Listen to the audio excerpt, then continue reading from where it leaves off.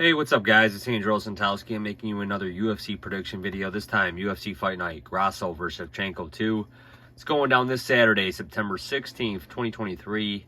Prelims begin at 7. It's going down from Las Vegas, Nevada, T-Mobile Arena. Currently 11 fights on the card. And like I said, it's Grasso versus Shevchenko 2. And, you know, it's a good rematch. Feels like this fight just happened. Happened in March on that Jones Gone UFC 285 card. And here we are. Let's get to it, guys. Josephine Knutsson against Marnik Man. And Josephine, she was on the Dana White Contender Series like a couple weeks ago. Picked up a win. She's undefeated in her mixed martial arts career.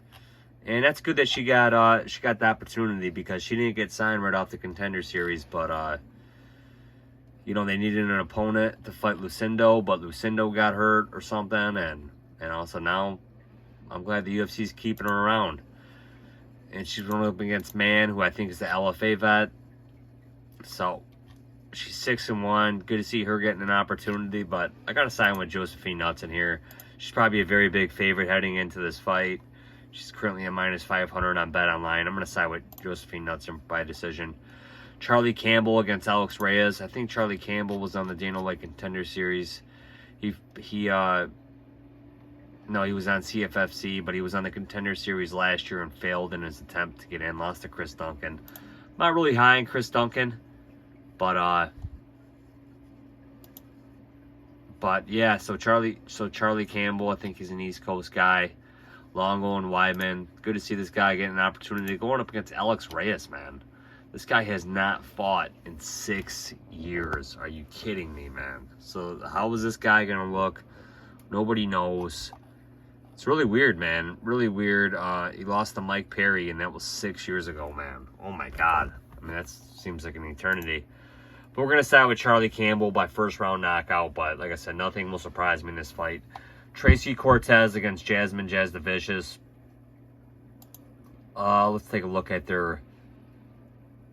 So Jasmine will have a slight reach advantage, but she is the older fighter. I'm going to side with Cortez here, man. She's been out of action, I believe, for a while, since May of 2022. But she did beat a good girl, Melissa Gatto. I am high on Gatto. Jasmine, she's coming off an upset win over Miranda, but Miranda kind of did get hurt in that fight. It's going to be an interesting fight. I was leaning Jasmine at first, but I'm going to side with Tracy Cortez here. Don't know what her training situation's like. I don't think she's dating Brian Ortega anymore. So, but I'm going to side with Cortez here to pick up the win. Edgar Chairez against Daniel Lacerda. Lacerda just has not been impressive at all, man. He's on a 4-fight losing skid here. All in the UFC, too. And I'm gonna side with Chairez by knockout. Roman Kopylov against Josh Freemed. Freemed looked horrible in his last fight. Picked up the win, though, over Jamie Pickett, who's probably already cut from the organization. Kopylov, he's been on a streak, man. This guy's looking really good compared to how he looked when he got signed by the UFC in 2019. This guy's on a roll, man. And I'm going to side with Kopylov here to get the knockout here in the first. Lupita Godinez against Elise Reed. I guess Godinez is training with Alexa Grasso now. I'm going to side with Godinez. Fernando Padilla against Kyle Nelson. I'm going to side with Padilla by first-round knockout. Daniel Zellhuber against Giagos. Zellhuber, he had that real disappointing UFC debut against Trey Ogden. He looked horrible, looked slow. But this guy's got all the size, length, reach to really benefit him here. And he's coming off a nice win over Lando. And he's going up against Giagos, who I'm just not really high on, man. I'm just not really sold on this guy making any real improvements. Nice win over Ricky Glenn, but, you know, Ricky Glenn's not really there anymore in his career either. So I'm going to side with Zellhuber here, man, to pick up the win. Raul Rosas against Terrence Mitchell. Terrence Mitchell, I think he was from the Alaska regional scene. He's coming off a loss. Lost to Cameron Simon. No shame in that. I mean, this guy is good. So we got a guy that finishes by submissions here in Terrence Mitchell, and he's going up against an absolute submission machine, Raul Rosas Jr., who's coming off a loss to Christian Rodriguez. But we know Christian Rodriguez is a very well-rounded fighter, man. So that wasn't a surprise to me. But, because I believe I did have Rodriguez picked anyhow.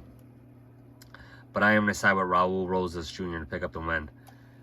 Kevin Holland against JDM, Jack Della Maddalena. And I'm going to side with Holland here, man. My initial lean was JDM.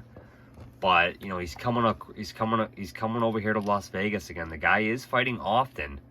I mean, so does Kevin Holland. But JDM is fighting often. But he's coming over here. He's got to adjust to the time difference again. Didn't look the best in his last fight against the debutant, Basil Hafez. So, I mean, this guy just fought 2 months ago, man. I mean, I don't really know how much he could have evolved or changed or recovered in that time frame. Kevin Holland, he just fought in July, too. But this guy loves fighting often, and he got Michael Chiesa out of there early. And I'm going to side with Holland here, man. Both these guys, I like both these guys in the welterweight division, but, I mean, Kevin Holland's got some serious length, man. So I'm going to side with Holland here, man. But this is a close fight.